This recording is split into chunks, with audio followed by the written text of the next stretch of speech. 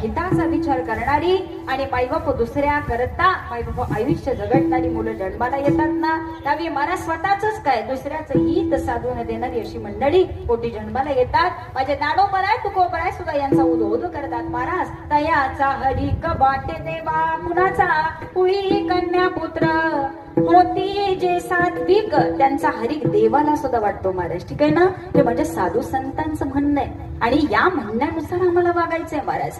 त्यावेळी तुकोबराय सांगतात की बाबा आयुष्य मिळालं ना तर इतकं सुंदर घालवा, इतकं सुंदर घालवा. आपल्या आयुष्यातला पहिला गुरु आमच्या जीवनात आला तो म्हणजे आमच्या आई नावाचा महाराज. ठीक आहे ना, आज एका आईचं वर्ष श्रद्धा आहे. अरे धन्य आहे ती आई की महाराज 2 मुलं यावी परंतु सुंदर अशी सुसंस्कारी मुलं. मला मगाशी काकांनी सांगितलं की जवळजवळ 150 लोकांचं हे कुटुंब आहे. एवढे मोठं कुटुंब महाराज. अचानक आमच्या मधनं आई निघून गेलेली आहे. जायचं वय नव्हतं, आजारी नव्हत्या, काही नाही, परंतु अचानक त्या इथून निघून गेला ना त्याचं दुःख बाबा सगळ्या कुटुंबाला आहे. ठीक आहे ना, आनंदाचा दिवस होता. अरे मुलाची चांगली प्रगती बघायची होती, मुलाच्या फॅक्टरीचं उद्घाटन बघायचं होतं, परंतु मला काही हरकत नाही आपण साधी सुधी तरी एखादी पूजा करून घेऊ. जायच्या आधी महाराज आईनं घरामध्ये पूजा करून घेतलेली आहे. का? कारण आईला वाटते माझ्या बाळाचं हित व्हावं, माझा मुलगा मोठा व्हावा. अरे ही तळमळ आणि हे हृदय फक्त एका आईचं असू शकतं महाराज. का? कारण आता समाजामध्ये एखादा मोठा होत असला,